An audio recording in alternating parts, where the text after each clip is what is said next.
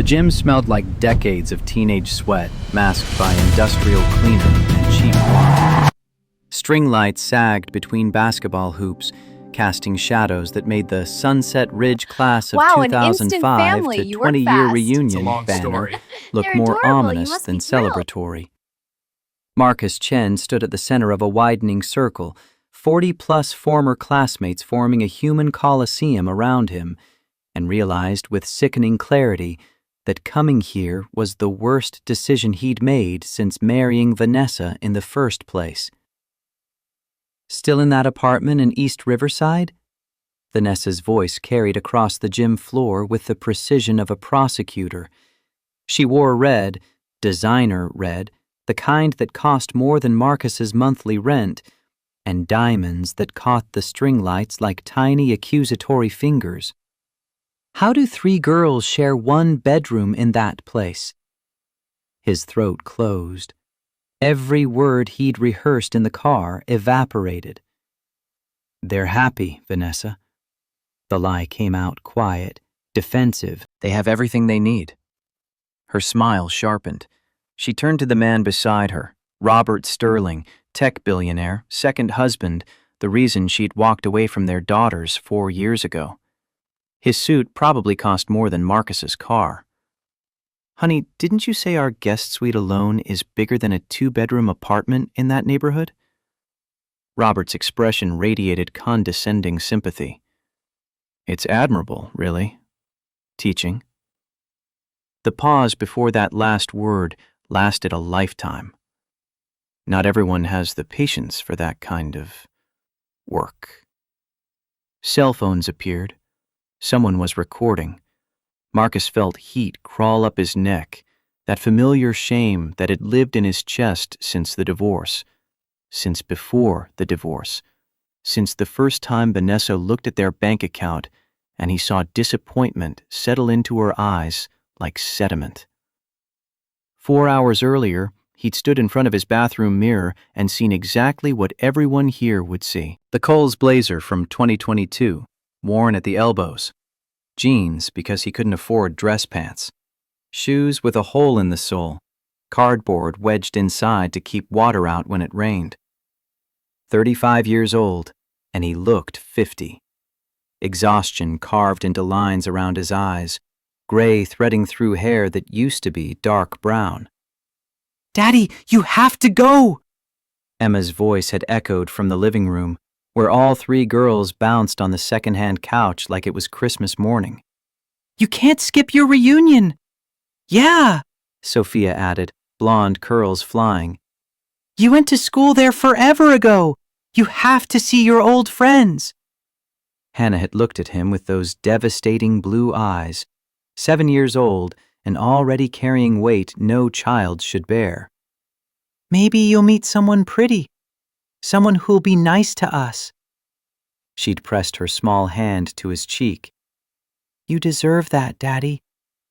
He'd knelt, pulled all 3 into his arms, breathing in their shampoo and crayon smell. The apartment might be cramped, 3 twin beds crammed into 1 bedroom, toys organized in plastic bins from Dollar Tree, peeling paint on the kitchen cabinets, but it was full of this. Love that didn't fit on a balance sheet. I already have 3 pretty girls, the prettiest girls in the world. I don't need anyone else. Emma had touched his face with the gravity of someone much older. "You look sad sometimes, Daddy. When you think we're not watching. We want you to be happy." That had broken something inside him. His 7-year-old daughter had been monitoring his emotional state, worrying about him when she should be worrying about which toy to play with next.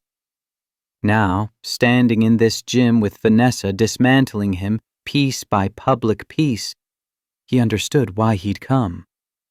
Not for himself. For them. Because his father's voice lived in his head. Words spoken 20 years ago when Marcus was 15 and afraid to try out for the school play. The bravest thing a man can do is show up, even when he's scared. He'd sat in his 2008 Toyota Corolla in the parking lot for 10 minutes, watching Mercedes and Teslas arrive, delivering successful alumni in designer clothes and expensive watches. His odometer read 217,394 miles. The engine made a concerning sound every morning. The air conditioning had died 2 summers ago. But it ran, and that was enough. "Okay, Dad," he'd whispered to his reflection in the rearview mirror. "I'm showing up." The gym doors had opened. Music and laughter spilled out, the sound of people who'd made something of themselves. He'd step through into the noise and judgment, because showing up mattered more than showing off. His father had taught him that, and his father had been right about most things before the heart attack took him when Marcus was 16. Ryan Mitchell had been the first to corner him. Former quarterback, now tech entrepreneur, according to his name tag, expensive Rolex catching the light with every gesture. "Marcus Chen! Man, it's been forever. What are you up to these days?" "I teach middle school English over at Jefferson." Ryan's smile had faltered, just for a second, but Marcus caught it. "That's really noble, man. Teaching is important." The subtext screamed, but not lucrative. "I just sold my 3rd startup, 8 figures. Congratulations." Marcus meant it. He didn't begrudge anyone their success. "Thanks, man. You married? Kids?" "Divorced. 3 daughters. Triplets, actually." Ryan's face had shifted to genuine sympathy. "Triplets? Jesus, Marcus, that's rough. How do you even afford that on a teacher's salary?" The question hit like a fist to the solar plexus. Before Marcus could answer, he'd heard that voice, the one that used to promise forever, that said "I love you" 1,000 times, that walked away without looking back. "Marcus. Oh my God, Marcus Chen." Vanessa had materialized from the crowd like a beautiful nightmare. Air kiss, expensive perfume overwhelming. She looked like she'd stepped out of a magazine, hair professionally styled, makeup perfect, that red dress probably worth more than his entire wardrobe. Next to her, Robert Sterling stood silent and commanding, the quiet menace of someone who'd never worried about money. "You look exactly the same." Her tone suggested this was an insult. "Still teaching at Jefferson, I heard?" "Yeah, still there." Her smile turned to the gathering crowd. "How sweet. Still in that little apartment in East Riverside, too, right?" People were listening now. The circle had formed without Marcus noticing, classmates drawn to drama like moths to flame. He felt himself shrinking, shoulders curving inward, the posture of defeat he'd worked so hard to avoid. "And the girls," Vanessa's voice carried to the back of the crowd. "Grace, Faith, and Hope, right?" She said their names like trying to remember strangers. "They must be what, 7 now?" "Emma, Sophia, and Hannah." He forced strength into his voice. "They're 7. They're wonderful." 3 growing girls in 1 bedroom. She addressed the audience now, not him. "I can't even imagine. Robert and I have a 7-bedroom house with a pool." Her pause let that sink in. "Those girls could have had so much more if—" She stopped, but the implication detonated in the silence. If their father had been enough, if he'd provided, if he'd been worth staying for. Robert stepped forward, playing his role perfectly. "The Corolla out there, that's yours, isn't it? The '08? Polite interest wrapped around condescension. "That's remarkable longevity." 200,000 miles, at least. Vanessa's voice turned nostalgic. "Remember when it broke down on our anniversary? That was what, 100,000 miles ago?" Marcus's mouth opened. Nothing came out. Every defense sounded like an excuse. Yes, he was poor. Yes, his daughters shared a bedroom. Yes, he drove a car that should have died years ago. But they were happy. They were loved. Didn't that matter? Apparently not. Not here, where success was measured in square footage and stock portfolios. His eyes stung. He was going to cry in front of everyone. Worse, he was going to run. The exit was 20 feet away. He could make it, drive home to his cramped apartment and his sleeping daughters, and pretend this never happened. Then a voice cut through the humiliation, warm and confident and impossibly kind. "Marcus, there you are. I've been looking everywhere for you." A woman appeared at his side like an answer to a prayer he didn't know he'd made. She linked her arm through his naturally, like she'd done it 1,000 times, and suddenly he could breathe again. She wore a teal-wrapped dress, elegant but not showy, and simple jewelry that suggested wealth without screaming it. Her presence shifted the energy of the room immediately. Confidence radiated from her like heat. She turned to Vanessa with a smile that could cut glass. "Sorry I'm late. The board meeting ran over. You know how it is." She extended her hand to Vanessa. "Elena Hart. You must be Vanessa. Marcus has told me so much about you." Vanessa's smile froze. "Elena Hart? The Elena Hart? Hart Event Solutions?" "Yes. Have we met?" "No, but I know your work." Vanessa's recovery was smooth, but Marcus caught the flash of uncertainty. "You planned the governor's inauguration last year, and the tech summit Robert attended." Robert's interest peaked visibly. "Hart Event Solutions? I've been trying to book you for our annual gala for 2 years. Your waiting list is legendary." Elena's smile remained pleasant. "It's been busy, but rewarding." Marcus stood frozen, trying to process what was happening. Elena Hart. They'd gone to Sunset Ridge together. He had vague memories of her from student council, prom committee, always surrounded by friends. But they'd never spoken. Why was she? "We've been together 6 months now." Elena said it casually, like stating the weather. Her hand on his arm tightened fractionally. A message. Play along. His eyes widened, but he kept his mouth shut. The crowd's energy shifted. People who'd been watching his humiliation with pity now looked curious, reassessing. "The girls are remarkable," Elena addressed Vanessa directly. "Emma wants piano lessons. She has such a good ear. Sophia's interested in art classes, and Hannah loves gymnastics. We just got them new bikes last month for their birthday." Vanessa's mask cracked. "How generous of you to help with someone else's children." "They're Marcus's children." Elena's correction was gentle but firm. "Which means they're important to me. When you love someone, you love all of them, including their family." The words landed like a slap. Vanessa had abandoned her family. Elena's statement highlighted that abandonment without saying it explicitly. Robert attempted to regain control.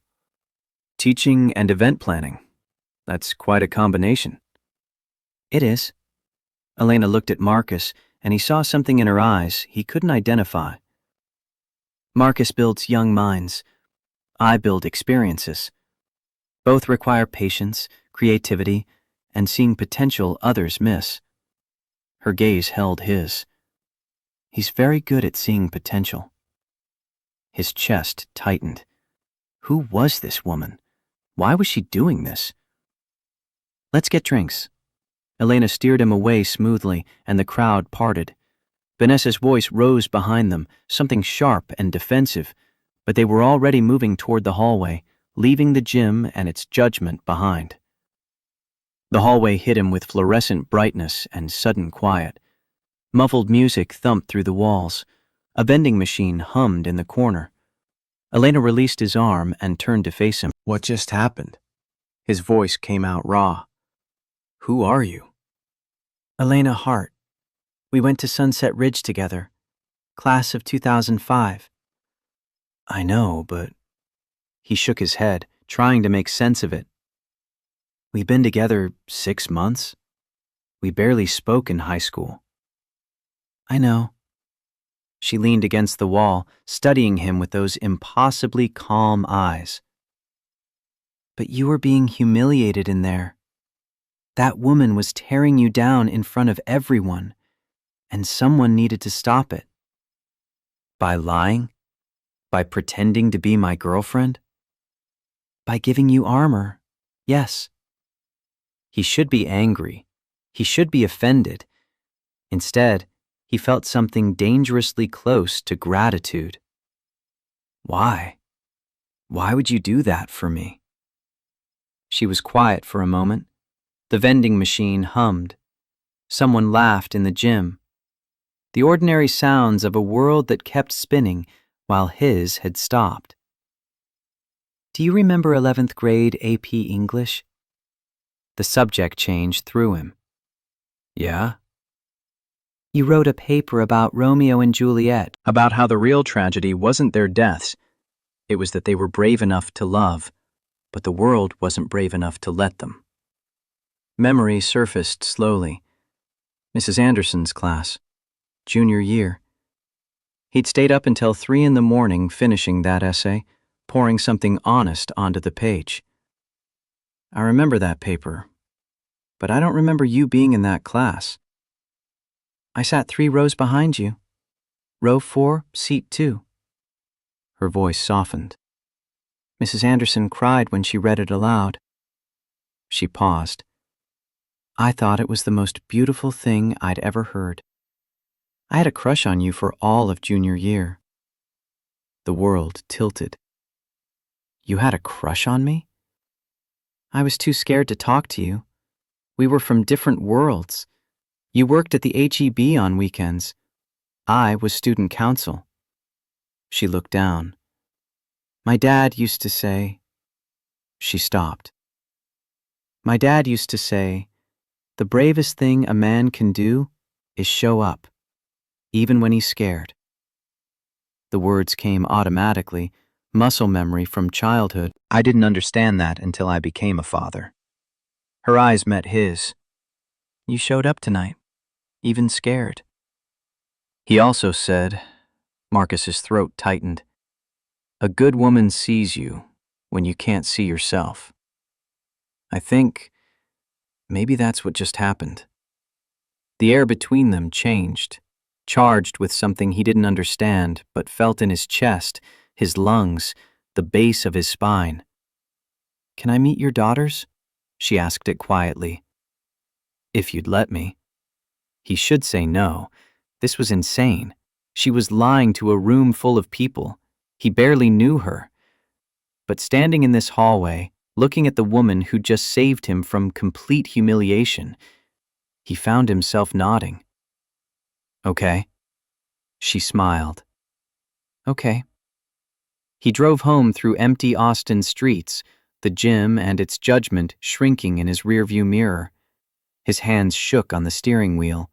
Adrenaline crash, probably, or delayed shock, or the simple weight of realizing how close he'd come to breaking down in public. Mrs. Garcia was asleep on his couch when he arrived, game show playing on mute. He paid her, his last 20 until Friday, and she shuffled back to her apartment next door, leaving him alone with the quiet. He checked on the girls. 3 twin beds crammed into the smaller bedroom, barely a foot of space between them. Emma sprawled across her mattress, one arm hanging off the side. Sophia clutched her stuffed rabbit, the one she'd had since she was 3. Hannah's mouth hung open slightly, that hidden dimple visible even in sleep. His daughters. His entire world condensed into 3 7-year-old bodies that breathed in synchronization, that laughed at his terrible jokes, that worried about him when they should be worrying about nothing. He sat at the kitchen table, looked around at what Vanessa had seen tonight. Worn furniture from Goodwill, peeling paint on the cabinets he kept meaning to fix, crack in the bathroom mirror that spiderwebbed across his reflection. The refrigerator hummed loud enough to wake him at night. The sink dripped. The living room carpet had a stain from when Sophia spilled grape juice 2 years ago that no amount of scrubbing could remove. But the walls were covered in the girls' artwork. Photos of happy moments, the zoo, the park, Christmas morning with presents wrapped in newspaper because he'd run out of wrapping paper. A magnet from Linda that said, "World's Best Dad." Emma's crayon drawing of their family. 4 stick figures holding hands, all smiling. Maybe Vanessa was right. The thought came unbidden. Maybe they do deserve more. His phone buzzed. Unknown number. I meant what I said. Coffee this week? Let the girls decide if they like me. No pressure. E. He stared at the text, read it 3 times, looked at his daughter's bedroom door. This was crazy. Elena Hart, successful, beautiful, confident, wanting to meet his daughters, wanting to continue this charade or whatever it was. He should decline politely, should protect his girls from more disappointment, more abandonment, more people who left. But Emma's voice echoed in his head. You look sad sometimes, Daddy, when you think we're not watching. And his father's voice, older and deeper. The bravest thing a man can do is show up. He typed slowly, thumb hovering over send for a full minute before he pressed it. Sunday, 2 p.m.? There's a coffee shop on Congress. The girls would like to meet you. 3 dots appeared, disappeared, appeared again. I'll be there. He set the phone down, checked on the girls one more time, still sleeping, still safe, still his. Went to his bathroom and studied himself in the cracked mirror. Okay, Dad, he whispered. I'm still showing up. Sunday arrived wrapped in October sunshine and pre-coffee shop panic. The girls had woken up at 6, too excited to sleep, asking questions at machine gun pace while Marcus attempted to make pancakes without burning them. Is she pretty? Hannah asked for the 5th time. Very pretty. Is she nice? Sophia wanted to know. She seems nice, but you 3 will decide that. Emma, always the protector, always the oldest, even though they were technically the same age, looked at him seriously. We want you to have a friend, Daddy. You need friends. Friends. That's what Elena had called herself. Not girlfriend, not partner, not anything that carried weight or expectation. Just a friend who'd lied convincingly to save him from public humiliation. Summer Moon Coffee on Congress was packed with Sunday afternoon families. Marcus spotted a corner table and claimed it before someone else could. The girls bounced in their seats, blonde curls identical, making the distinctive Chen triplet chaos that made people smile. Then Elena walked in. She wore jeans and a sweater, hair in a ponytail, no makeup that Marcus could see. Approachable, non-threatening. The opposite of her reunion appearance. She spotted them and smiled, genuine warmth that reached her eyes. And Marcus's chest did something complicated. She slid into the booth. Hi, you must be Emma, Sophia, and Hannah. I've heard so much about you. You're the lady from Daddy's reunion. Emma's statement carried implied questions. I am. I'm Elena. It's very nice to meet you. You're very pretty. Sophia's observation landed with the bluntness of childhood. Thank you. You're all very pretty, too. We're identical. Hannah leaned forward, testing. But Daddy can always tell us apart. Can you tell us apart? Elena studied them thoughtfully, didn't condescend, didn't dismiss, treated the question like it mattered. Not yet, but I'd like to learn. Will you teach me? Something in Marcus's chest unlocked. The girls relaxed incrementally, shoulders dropping, smiles emerging. She'd passed the first test. Over hot chocolates and coffee, Elena asked questions about school, favorite subjects, what they wanted to be when they grew up. She listened, actually listened, not the performative attention adults sometimes gave children. When Sophia talked about wanting to be a vet, Elena asked about her favorite animals. When Hannah mentioned her dream of being a princess scientist, Elena didn't laugh, just nodded and said, "That's allowed. You can be anything you want." An hour passed, then another. Marcus watched his daughters fall for this woman who'd appeared out of nowhere, who'd lied for him, who treated his children like people worth knowing. Eventually, the girls needed the bathroom. All three went together. They did everything together, leaving Marcus and Elena alone at the table. "They're wonderful," she said quietly. "Thank you." "I mean it. You've done an incredible job." The compliment landed heavier than she probably intended. 4 years of doubt, of wondering if he was enough, if they needed more than he could give. And here was someone who saw what he'd built and called it wonderful. They walked to the parking lot together. The girls raced ahead to the small playground area, burning off sugar and excitement. Austin's sunshine painted everything gold. October in Texas, perfect temperature, perfect light, perfect moment. So, he kept his eyes on his daughters, safer than looking at her. "What is this? Are we still pretending, or—" "I don't know." She stopped walking, forced him to look at her. "I didn't plan past Friday night, but I like talking to you. I liked watching you with your daughters just now. I haven't thought about dating in 4 years. The admission came out rough. Haven't had time. Haven't wanted to bring someone into their lives who might leave. He watched Emma push Hannah on the swing. Vanessa left when they were 3. Just walked away. Emma asked me 6 months ago why they don't have a mommy. I didn't know what to say. What did you say? That they had one, but she chose a different life. That some people aren't ready to be parents. His throat closed. I can't do that to them again. Elena was quiet for a long moment. The girls' laughter carried across the parking lot. A car drove past, the ordinary world continuing around them while they stood suspended in this conversation that felt too important to rush. I understand that. Her voice held something he couldn't identify. But maybe I'd like to see where this goes. If you're interested. If you're interested.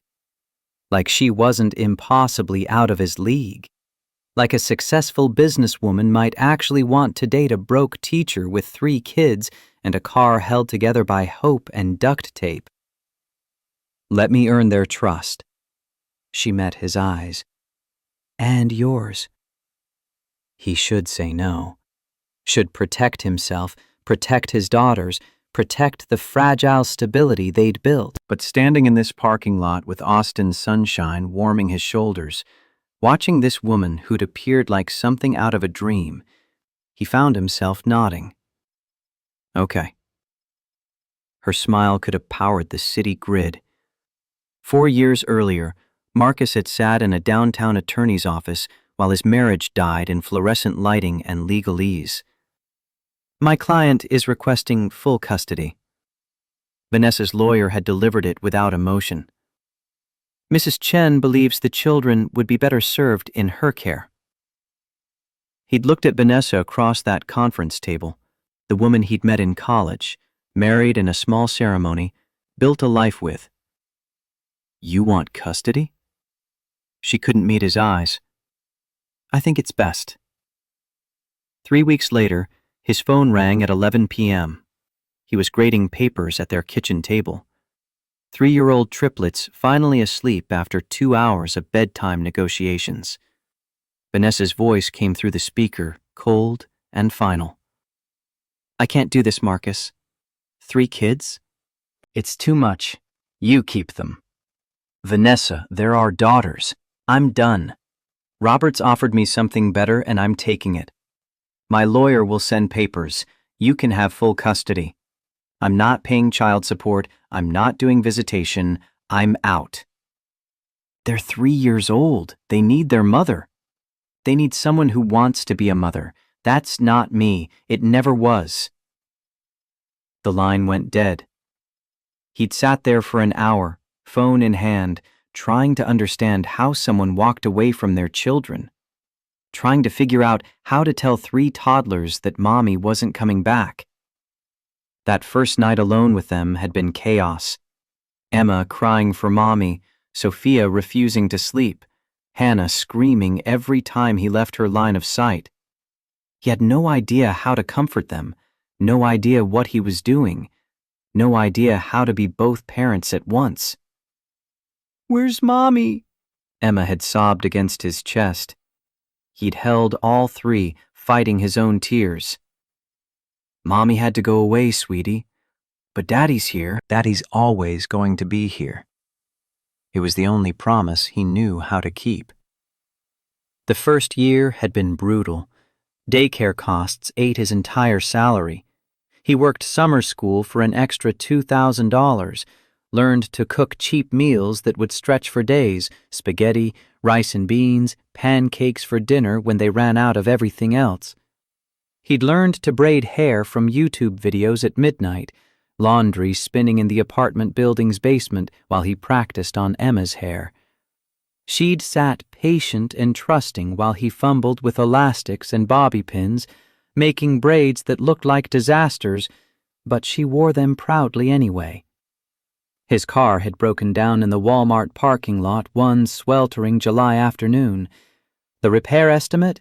$800. He had $200 in his account.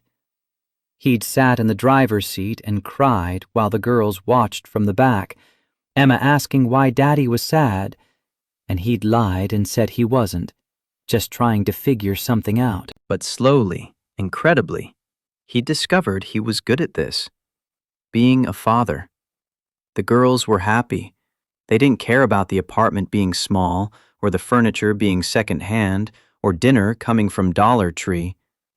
They cared that Daddy read stories every night, that he showed up to every school event, that he knew Emma liked her sandwiches without crust, that Sophia was allergic to strawberries, that Hannah only ate sandwiches cut diagonally. By year 4, they had a rhythm. Poor but stable. Struggling but managing. Then, 6 months ago, Emma had asked the question that changed everything. "Daddy, why don't we have a mommy?" He'd knelt down, eye level. "You did have a mommy, but she decided she needed to live a different life." "Other kids have mommies and daddies. We only have you. Is that not enough?" "You tell me. Are you happy?" She'd thrown her arms around him. "You're the best daddy in the world. But sometimes I wish you had someone to help you. You look so tired." She'd been watching him struggle, noticing his exhaustion, worrying about him when she should be worrying about nothing. Maybe it was time to try. Not for himself, for them. 3 months passed. November turned to December, turned to January. Austin weather shifted from scorching to pleasant to almost cold. Elena became part of their lives so naturally Marcus barely noticed the transition.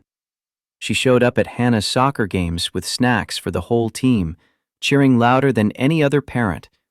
She helped with homework while baking cookies, turning measuring cups into fraction lessons that made Sophia finally understand why math mattered. She appeared at the central market where Marcus shopped, cart full of groceries she'd bought too much of, leaving them at his door with a note that said simply, "Thought you might need these." She came to the school Christmas program, sat next to Marcus in the auditorium, held his hand when the girls sang Jingle Bells, off-key and proud. She helped them make homemade Christmas cards, gluing glitter everywhere, laughing when Emma dumped an entire bottle on one card and declared it fancy. The apartment filled with her presence, shoes by the door, coffee mug in the sink, laughter that made the cramped space feel bigger. One evening in early January, Marcus cooked spaghetti while Elena helped the girls with craft projects at the kitchen table. His phone had dinged. Paycheck notification. He'd opened it, watched the blood drain from his face. Insufficient funds. Transaction reversed. His paycheck had bounced. The phone rang immediately. Landlord. Rent was due 3 days ago. If Marcus couldn't pay by end of week, eviction proceedings would begin. He'd set the phone down carefully, stared at the pasta water boiling, thought about 3 daughters and 1 bedroom and nowhere else to go, thought about custody battles and judges and what Vanessa's lawyer could do with evidence of homelessness. You don't have to keep doing this. The words came out strangled. Elena looked up from her glitter. Doing what? Showing up, helping, the groceries. He turned from the stove. I saw the receipt in the bag last week. You spent $200. I was at the store. Thought you might need things. Elena. He gripped the counter. I don't want to be a charity case. She stood, crossed to him, took his hands. You're not. You're someone I care about. Her voice carried weight. Let me help. Later that night, after the girls were asleep, they sat on his worn couch with cheap wine. String lights Marcus had hung for Christmas still glowed above them. He'd meant to take them down, but the girls liked them, so they stayed. Why are you really here? He asked it quietly.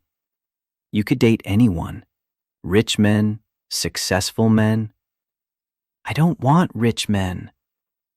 Why me? She was quiet for a long time. The refrigerator hummed. A car passed outside. The world kept turning because 18 years ago you wrote something that showed me who you were. A high school paper? That paper showed me someone who understood love wasn't about deserving it. It was about being brave enough to accept it. She set her wine down.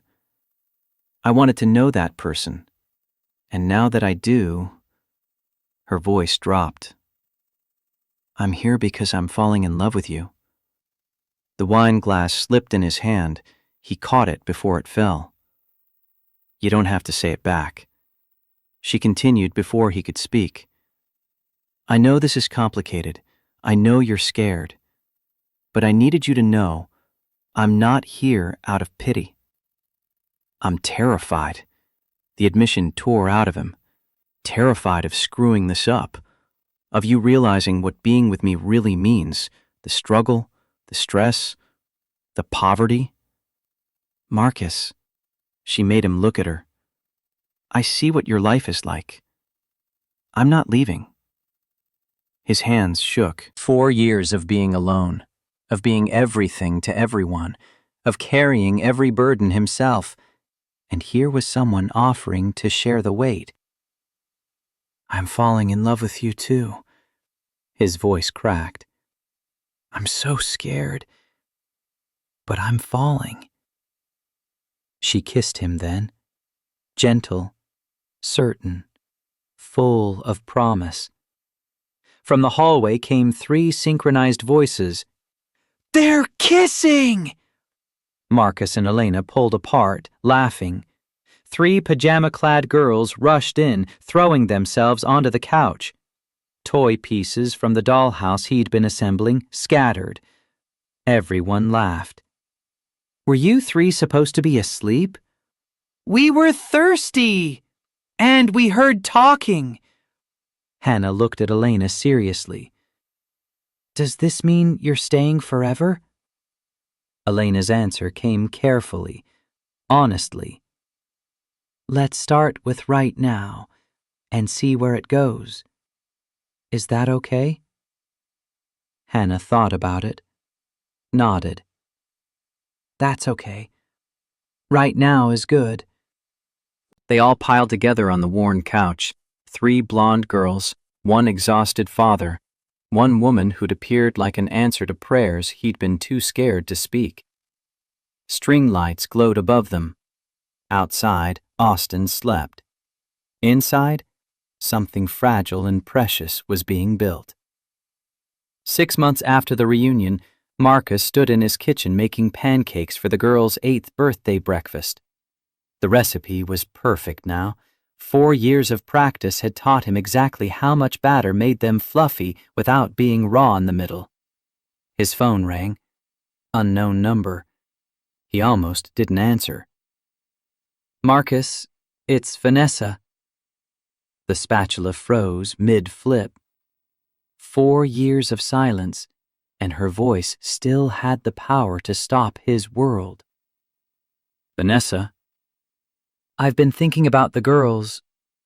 I made a mistake. I want to see them." Pancake batter dripped onto the stove, started smoking. He set the bowl down carefully, like any sudden movement might detonate something. "What do you want?" "I want to be part of their lives. I've been in therapy. I've worked through things." Her voice carried practiced emotion. "I'm their mother, Marcus. I have rights." "You gave up your rights. You signed papers 4 years ago." "I was in a bad place. Those girls deserve to know their mother. They have everything they need." Her voice turned sharp. "Do they? Living in poverty with a single father? I saw how you were dressed at the reunion, Marcus. Our daughters deserve better. We're not rich, but they're happy. I can give them more. Private schools, opportunities." She paused. "My lawyer says I can petition for partial custody." The world tilted. "You abandoned them." "I'm their biological mother. I have legal standing." Her voice went cold, professional, final. "Figure it out, Marcus. My lawyer will contact you." The line went dead. "Daddy?" Emma stood in the doorway in her birthday pajamas. "The pancakes are burning." Smoke poured from the griddle. The alarm started beeping. Marcus stood frozen, phone in hand, watching his world collapse for the 2nd time. The smoke alarm shrieked. Marcus's hand moved on autopilot, grabbed the pan, dumped it in the sink, twisted the faucet. Steam hissed up in a cloud that smelled like failure and burnt batter. Emma stood in the doorway watching him with those careful eyes, the ones that said she understood more than an 8-year-old should. "It's okay, Daddy. We can have cereal." He pulled her into a hug, breathing hard, phone still clutched in his other hand. Vanessa's voice echoed in his skull. "My lawyer will contact you." 4 years of peace, of building something stable from nothing, and she was going to tear it all down because she'd seen him happy at a reunion. Because she couldn't stand that he'd moved on. An hour later, the girls were at Mrs. Garcia's for their birthday playdate. Cake and presents with her grandkids, squealing laughter that drifted through the thin walls. Elena arrived to find Marcus sitting at the kitchen table, staring at his laptop screen. Legal notice email. Already sent. Already real. She crossed to the sink without a word, started scrubbing the burned pan. He watched her hands work, capable, certain, the same hands that had held his daughters while teaching them fractions, that had threaded through his own while watching Christmas programs, that were choosing to stay when leaving would be so much easier. "I can't afford a lawyer." His voice came out hollow. "I can barely afford rent. How am I supposed to fight someone married to a billionaire?" "You're not fighting alone." She didn't look up from the pan. "Elena, this isn't your—" The pan hit the sink with a clang. She turned, soapy hands dripping. "Stop. Those girls are part of my life now, too. I'm not letting anyone take them from you. I can't ask you to pay for a lawyer. This could cost tens of thousands. You're not asking. She crossed to him, gripped his shoulders. I'm insisting. I'll help. I'll pay for the lawyer. I'll testify. I'll do whatever it takes. Why? The question broke. Why would you do this? Because 6 months ago, you were being humiliated and I couldn't stand by. Her voice turned fierce. I'm still not standing by. I'm standing with you. He pulled her down, buried his face in her shoulder, and let himself break for exactly 30 seconds. Then he pulled it together because that's what fathers did. They broke in private and rebuilt before anyone noticed. The family law office occupied the 15th floor of a glass tower downtown. Too expensive. Too polished. Diana Foster's credentials covered an entire wall. Stanford Law, family court specialist, 87% success rate in custody cases. She wore a suit that probably cost more than Marcus's monthly salary and shook his hand with the grip of someone who'd won more battles than she'd lost. Across the conference table sat Vanessa and Robert, and their lawyer. Charles Whitmore looked like he'd been cast for the role. Silver hair, expensive suit, the quiet menace of someone who billed $800 an hour and earned every penny. He had a leather portfolio that probably cost more than Marcus's car, and a smile that never reached his eyes. The mediator, tired, overworked, already defeated, explained the situation. The Nessa petitioning for partial custody. Supervised visits initially. Gradual integration into the girls' lives. Whitmore opened with precision. My client has undergone extensive therapy for postpartum depression that led to her difficult decision 4 years ago. She's now financially stable, has a suitable home, and is ready to be a mother. Diana Foster didn't miss a beat. Your client didn't have postpartum depression. She had a billionaire proposal. She abandoned 3 3-year-old children and signed away all parental rights. She hasn't sent a birthday card in 4 years. Marcus couldn't stay silent. You don't want them. You want to win. Vanessa's practiced hurt was Oscar-worthy. I saw you raising my daughters in poverty, our daughters, and they're happy. She turned to the mediator, tears threatening. Real ones this time, or she'd gotten better at faking. 3 girls sharing 1 bedroom in East Riverside, the most dangerous neighborhood in Austin. No college funds. A father who works 60 hours a week and still can't make ends meet. The mediator shuffled papers, exhaustion in every line of his body. We're clearly not reaching agreement. This will proceed to formal custody hearing.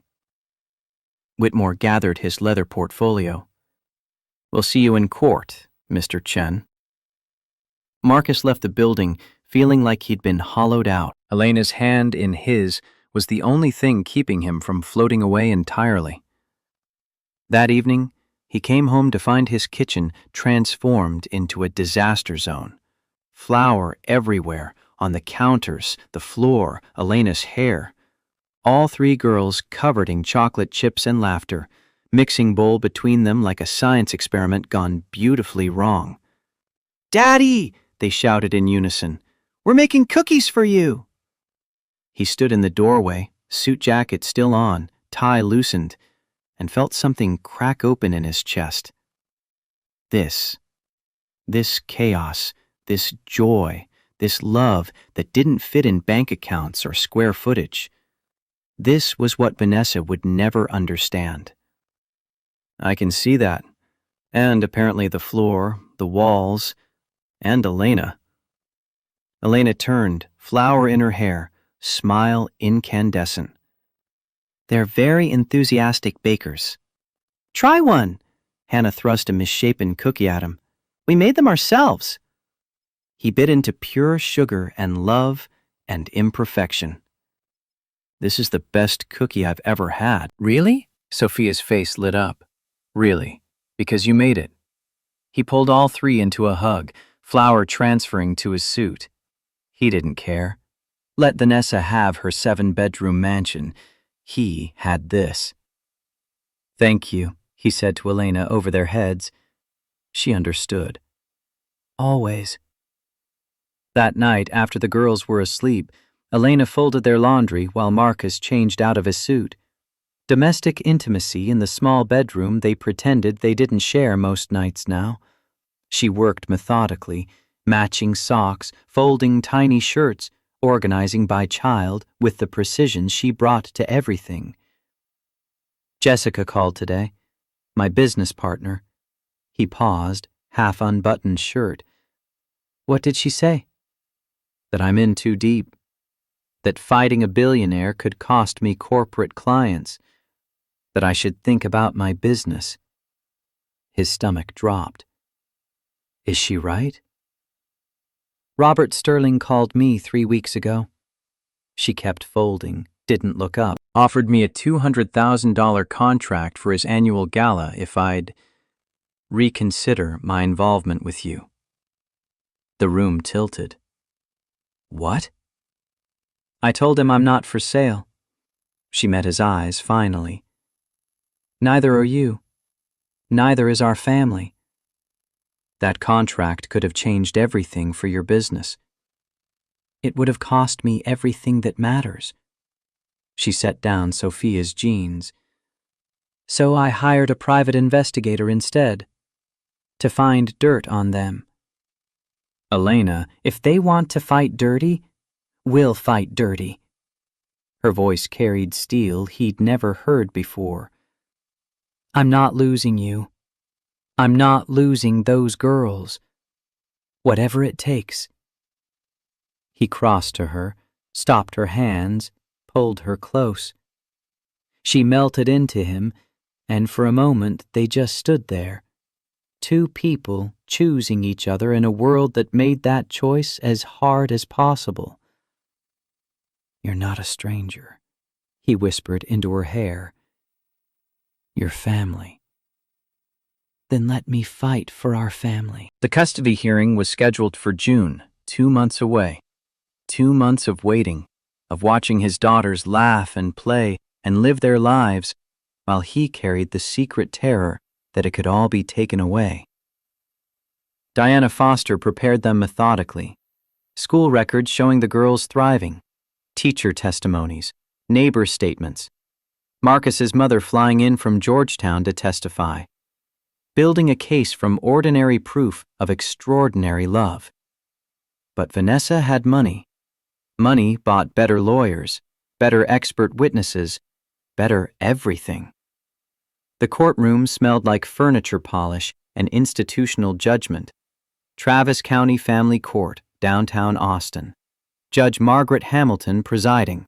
50s, sharp eyes, reputation for not tolerating bullshit from anyone, regardless of their bank account. The gallery was packed. Marcus's former students filled 3 rows, showing up for the teacher who'd shown up for them. Neighbors, Principal Davidson, Mrs. Garcia in her Sunday best on Vanessa's side. Society friends in designer clothes, looking like they'd wandered into the wrong venue and couldn't find the exit. Whitmore opened with surgical precision. Poverty porn disguised as concern. Photos of Marcus's apartment blown up on screens, the cramped bedroom, the worn furniture, the peeling paint. Salary records, neighborhood crime statistics, everything packaged to say, these children deserve better.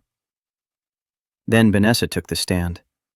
She dressed carefully, navy Chanel, minimal jewelry, hair pulled back to look maternal instead of glamorous. Whitmore walked her through 4 years of regret and growth, the therapy she'd undergone, the postpartum depression that she now understood had clouded her judgment. Mrs. Sterling, can you tell the court why you made the decision you did 4 years ago? She dabbed her eyes. Real tears or excellent acting? Marcus couldn't tell anymore. I was drowning. Postpartum depression is real, and I didn't get help. I made a terrible mistake walking away from my daughters, but I've done the work now. 2 years of therapy. I'm ready to be their mother. Diana Foster's cross-examination was scalpel sharp. Mrs. Sterling, you mentioned postpartum depression. Do you have medical records? Therapy notes from 2021? I didn't seek treatment then. I was ashamed. But you married Mr. Robert Sterling 3 months after abandoning your children. That's remarkably fast recovery. Objection. Argumentative. Sustained. Move on, Ms. Foster. Robert took the stand next, testified about resources they could provide, private schools, college funds, opportunities, everything money could buy, delivered in his condescending, nice guy tone that made wealth sound like virtue. The morning session ended with Vanessa's case looking polished and practiced and completely heartless. Marcus barely tasted lunch. Elena held his hand under the table at a diner 2 blocks from the courthouse. Diana Foster reviewed afternoon strategy. But his mind kept circling back to one question. What if money won? What if judges decided square footage mattered more than showing up? The afternoon session opened with Marcus's defense. Principal Davidson testified first. 15 years in education, never seen a more devoted parent. Every conference, every concert, every game. Last year, Marcus volunteered for all 3 field trips, so each daughter got individual time with him. Mrs. Garcia came next. Elderly neighbor in a floral dress, hands shaking slightly, but voice steady. I've lived next to Marcus for 4 years. Those girls are loved. They run home from the bus stop because they can't wait to see their daddy. That's not poverty. That's richness.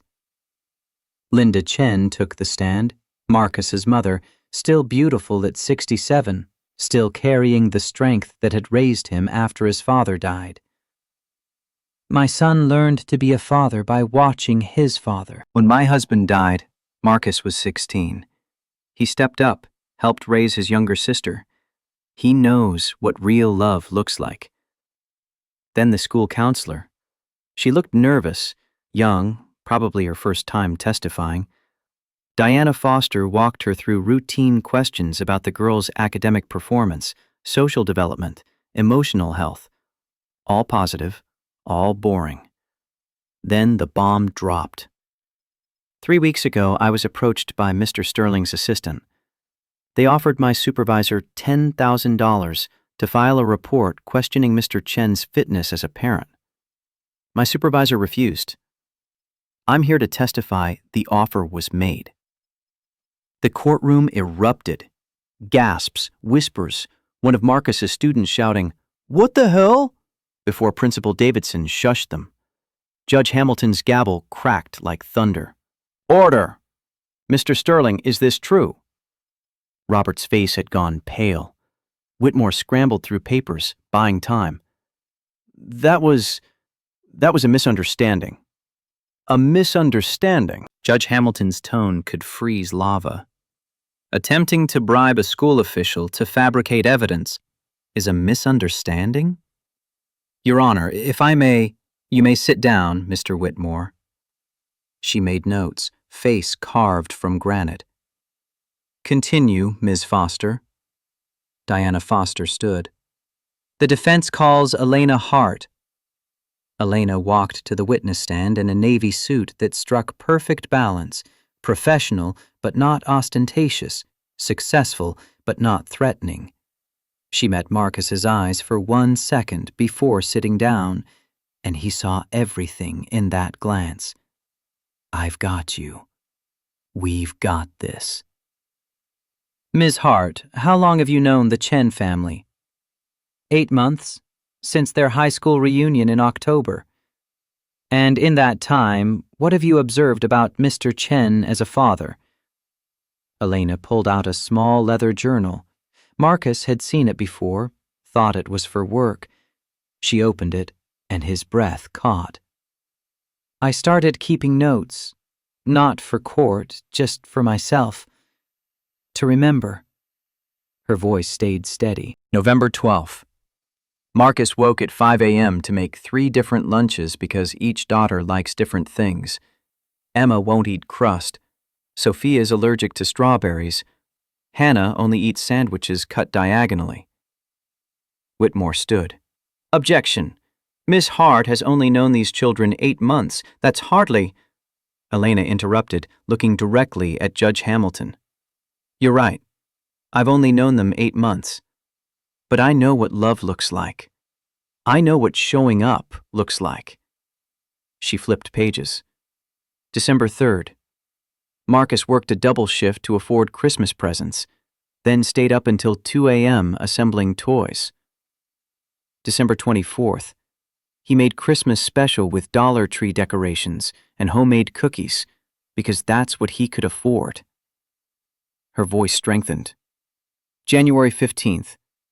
Hannah had nightmares. Marcus slept on the floor of their room for a week until she felt safe. February 2nd. He learned to French braid from YouTube so Sophia could have the hairstyle she wanted for school pictures. Marcus's vision blurred. She'd been documenting everything. Every moment he thought went unnoticed. Every small act of love he'd dismissed as just what fathers did.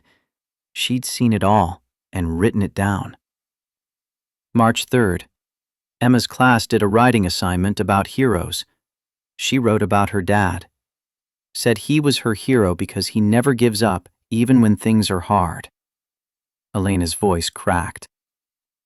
March 18th. Marcus missed a doctor's appointment because he was volunteering at the school science fair. Not for recognition, just because his daughters asked him to be there. And what do you see when you look at this family? Diana Foster asked quietly. I see a man who's not wealthy, but he's rich in every way that matters. He's not perfect, but he's present. Elena looked at Marcus, tears tracking down her face. Those girls don't know they're poor. They know they're loved. And that's worth more than 7 bedrooms and a pool. The gallery was silent. One of Marcus's students was crying. Mrs. Garcia dabbed her eyes with a handkerchief. Even the court reporter had stopped typing. Marcus sat with tears streaming down his face. The second time in his life he'd cried in front of people, and he didn't care. This woman had seen him, actually seen him, when the world looked through him or past him or down on him. Whitmore tried to recover on cross-examination, but there was nowhere to go. Elena had documented months of devoted parenting with the precision she brought to corporate events. Every question he asked, she had a dated entry ready. No further questions, Your Honor. Judge Hamilton called for recess. Marcus stumbled to the bathroom, splashed water on his face, tried to pull himself together. Diana Foster found him there. That was good, really good. But don't celebrate yet. Hamilton is tough. She'll deliberate carefully. What are our chances? Better than they were 2 hours ago. She squeezed his shoulder. The bribery attempt hurt them badly, and Elena's testimony, she shook her head. I've been doing this 20 years. I've never seen anything like that. They returned to the courtroom. Judge Hamilton sat at her bench reviewing notes. The gallery fell silent. This was it. The moment that would determine everything. I've reviewed all evidence and testimonies. Her voice carried across the room with absolute authority. Mrs. Sterling, I appreciate you've undergone therapy and are financially stable. However, you voluntarily terminated your parental rights 4 years ago. You haven't contacted these children, not a birthday card, not a phone call, in 4 years. She turned her attention to Robert. The attempted bribery of a school official is deeply troubling and speaks to character. The court finds no evidence that Mr. Chen's current situation causes harm to the children. Marcus's heart hammered. Elena gripped his hand so tight it hurt. Mr. Chen, you have been these girls' sole parent. School records show they're thriving academically, socially, and emotionally. Witnesses testify to their happiness and security. Judge Hamilton raised her gavel. I'm denying the petition for custody modification. Mr. Chen remains the sole custodial parent. Mrs. Sterling, if you genuinely wish a relationship with your daughters, I suggest you start slowly, with letters. But I will not force these children into a relationship they've lived without. The gavel fell. Marcus's legs went weak. Elena caught him, held him up as he sobbed into her shoulder, relief and gratitude and 4 years of terror finally releasing. The gallery erupted in applause. Judge Hamilton didn't even try to quiet them. They're safe, he whispered against Elena's neck. Our girls are safe. She held him tighter. I know. Outside the courthouse, Austin June heat hit like a physical wall. Marcus, Elena, and Linda descended the steps into brutal sunshine. Freedom. Victory. The future opening up like a door he'd thought was locked forever. This isn't over, Marcus. Vanessa blocked their path, Robert trailing behind her. Her composure had cracked, makeup smudged, hands shaking, the polish finally worn through to whatever lay beneath. Yes, it is. You made your choice 4 years ago, Vanessa. I'm their mother. No. His voice came out quiet but absolute. You were their mother. I'm their father. I was there when they were sick, when they had nightmares, when they learned to ride bikes, when they needed someone. He paused. Where were you? She had no answer. If you really care about them, if this isn't just about winning, write them letters. Tell them about yourself. Let them decide if they want to know you. But don't force this. Vanessa, let's go. Robert's hand on her shoulder, steering her away. They descended to a waiting Mercedes.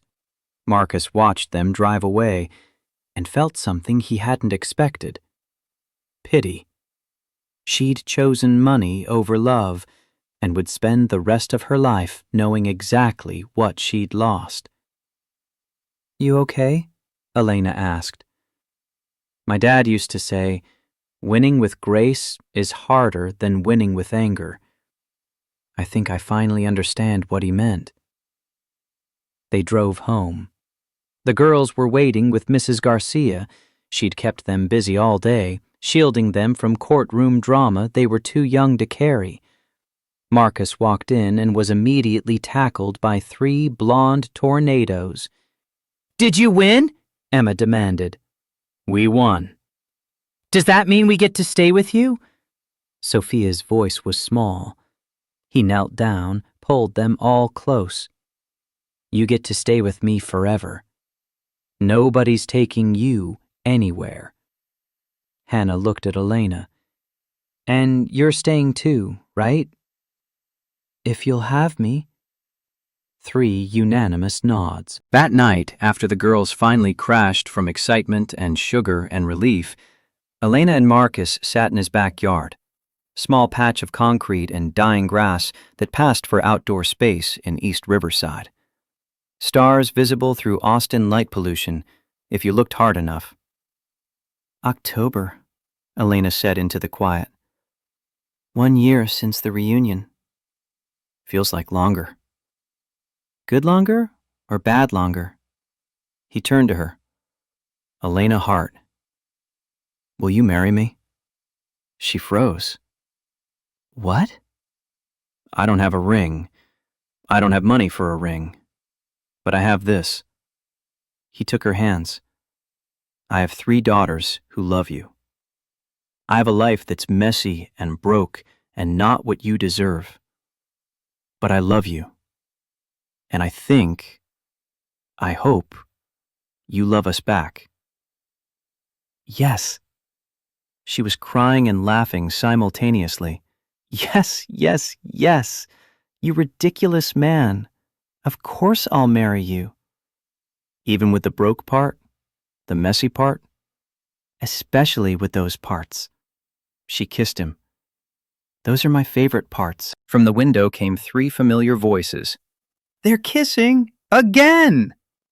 They broke apart, laughing. The girls pressed against the glass, faces illuminated by kitchen light, joy radiating from every fiber. We should probably tell them, Elena said. They probably already know. Probably. She stood, pulled him up. But let's tell them anyway.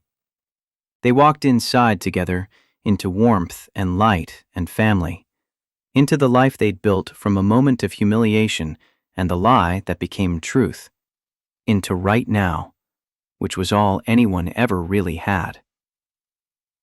April in Austin meant perfect wedding weather, mid-70s, 0 chance of rain, bluebonnets blooming with impossible color. The Lady Bird Johnson Wildflower Center Chapel held 30 guests maximum. They'd invited 28.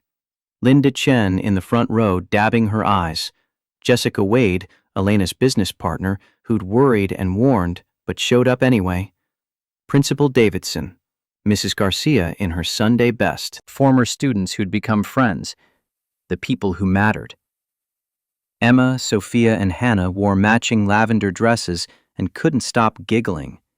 They'd practiced walking down the aisle 17 times, but Marcus knew they'd still run it. That was fine. Everything about this day was perfect in its imperfection.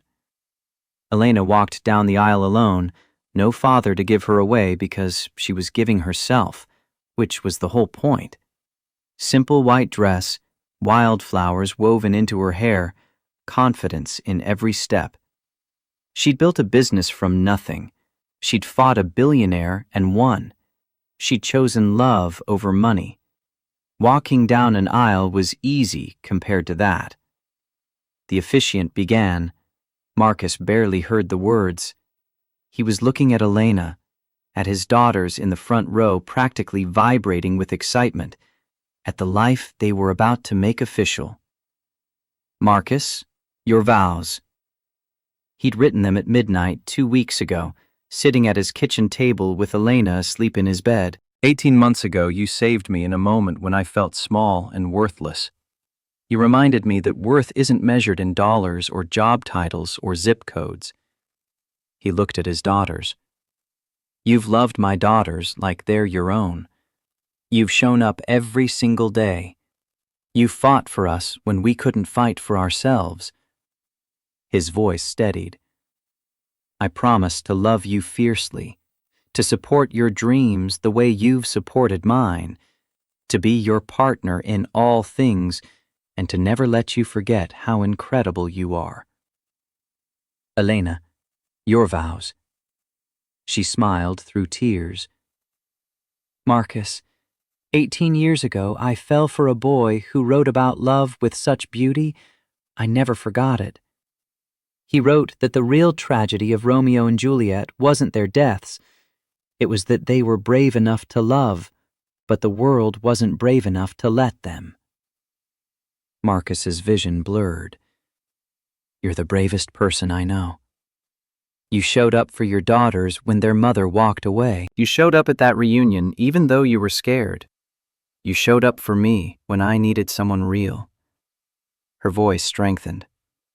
I promise to stand beside you, to love your daughters as my own, to build a life that's rich in all the ways that matter, and to stay. Always. I promise to stay. He was crying openly now, 3rd time in public, and he'd stopped caring somewhere around the custody hearing. Crying didn't make you weak. Pretending you didn't hurt did. By the power vested in me, they're married! All three girls shouted in perfect synchronization. Laughter rippled through the chapel. The officiant gave up. "I guess they are. You may kiss your bride." He did. She tasted like salt and joy and promises kept. The reception was outdoors under string lights strung between live oak trees. Former students gave speeches about how Mr. Chen had changed their lives, had seen potential in them when nobody else did. Principal Davidson toasted, "The best teacher I've ever worked with." Jessica Wade warned Elena she was stuck with this family now. No backsies. Then the girls took the microphone. Emma read first, voice clear and serious. "Daddy was sad after our first mommy left. We didn't understand why then. We were only 3.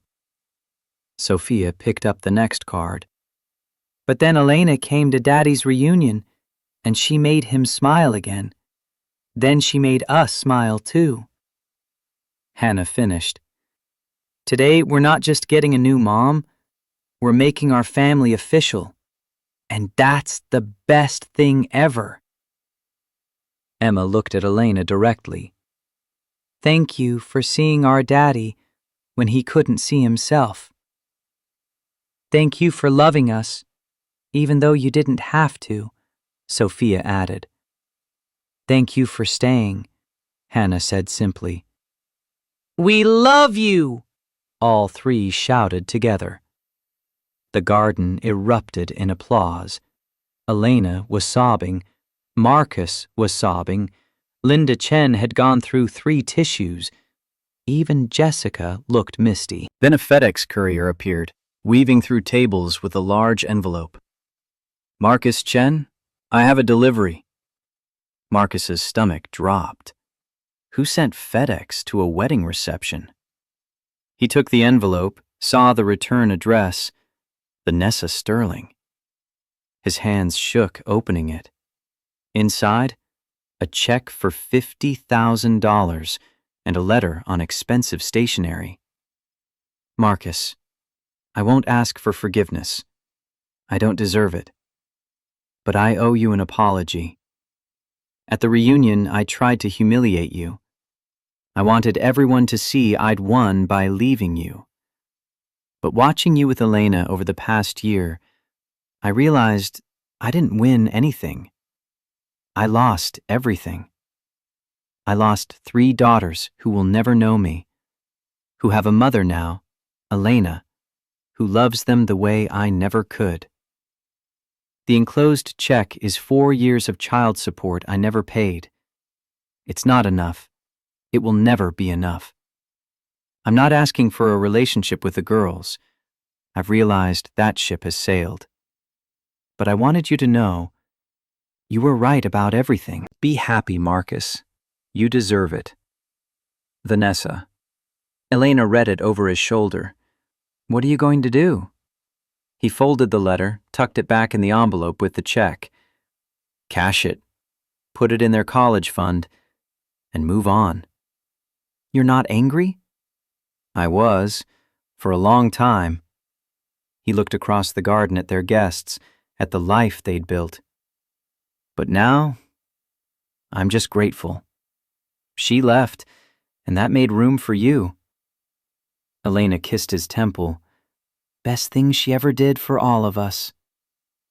They walked back to the reception hand in hand, leaving Vanessa's apology in the past, where it belonged. 3 months later, they stood in an empty living room in Round Rock.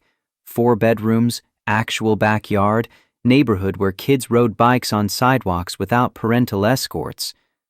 The mortgage made Marcus's stomach hurt every time he thought about it, but Elena had been right. With both incomes, it was manageable. Barely, but manageable. The girls raced through empty rooms claiming bedrooms, voices echoing off bare walls. Marcus and Elena carried boxes from the U-Haul, assembling furniture, hanging pictures, building a home from possibility and sweat equity. First family dinner happened on the kitchen floor because they hadn't assembled the table yet. Pizza from boxes, paper plates, laughter echoing off walls that would learn to expect it. That evening, Marcus stood in the backyard watching sunset paint the sky. Grass needed mowing, fence needed repair, but it was theirs. Actually, legally, officially, theirs. Elena found him there, wrapped her arms around him from behind. Happy? Terrified. Of what? This feels too good.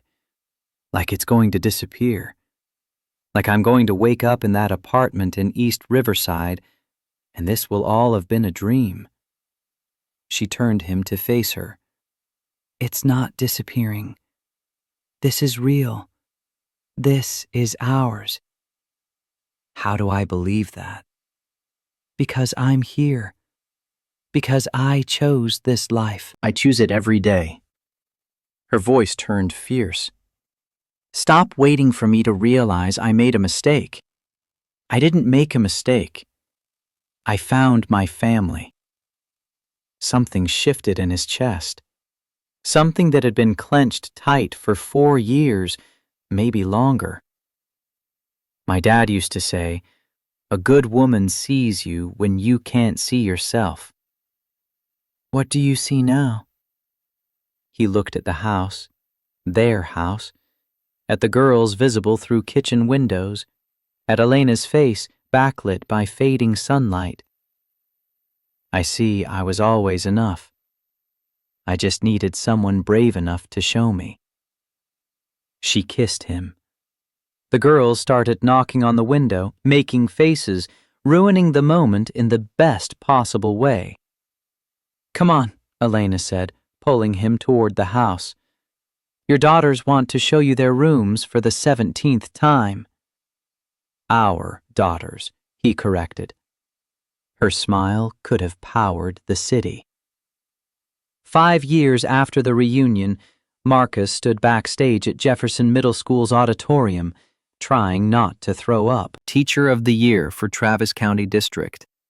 1,500 teachers in the district, and somehow they'd chosen him. You're going to be fine. Principal Davidson adjusted Marcus's tie like he was one of the students. Just speak from the heart. That's all you ever do anyway. The auditorium was packed. Elena sat front row center with the girls, 12 years old now, on the edge of teenagerhood, but still his babies. Linda Chen beside them, Jessica Wade, Mrs. Garcia. Former students scattered throughout, adults now themselves, some with kids of their own. Please welcome this year's recipient, Marcus Chen! Applause crashed over him as he walked to the podium. The plaque was heavy in his hands, engraved with words about excellence and dedication and impact. He set it down carefully and looked at his family. Thank you. This award belongs to more than just me. It belongs to every student who trusted me with their stories, every parent who believed I could help their children. He paused, gathering courage for what came next. 5 years ago, I almost skipped my high school reunion. I was embarrassed about my life, about my old car, my worn clothes, what I didn't have. His voice carried across the silent auditorium. That night, someone tried to make me feel small, tried to humiliate me for being a teacher, for living modestly, for choosing my daughters over money. He found Elena's eyes. But someone else saw me differently. She saw past the old car and worn clothes to the person underneath. She chose me anyway. She chose my daughters. She chose our chaotic, imperfect, beautiful life. His voice strengthened. My father taught me that showing up matters more than showing off. That the richest life isn't measured in dollars. It's measured in love, in family, in moments that matter. That the work we do with our hands and hearts is worth more than any bank account. He picked up the plaque. So this award is really for her, for the woman who taught me that worth isn't measured in bank accounts or zip codes, that family isn't about biology, that the richest life is one filled with love.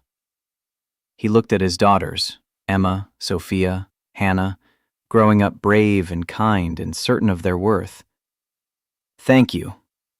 But the real prize is sitting in the front row. The auditorium erupted. His students, former and current, were on their feet. Elena was crying. The girls were beaming. Linda Chen looked proud enough to burst. Marcus walked off stage into Elena's arms. She held him tight while the applause continued. "I'm so proud of you," she whispered. I'm proud of us." The parking lot was mostly empty by the time they left. October evening, temperature perfect, stars starting to emerge through Austin light pollution. They walked to their SUV, 2025 Toyota Highlander, reliable and boring and exactly what a family of 5 needed. "Daddy, do you ever think about that night?" Hannah asked, walking between them. "The reunion?" "Sometimes." "Are you glad it happened?" Emma wanted to know. "Even the bad parts?"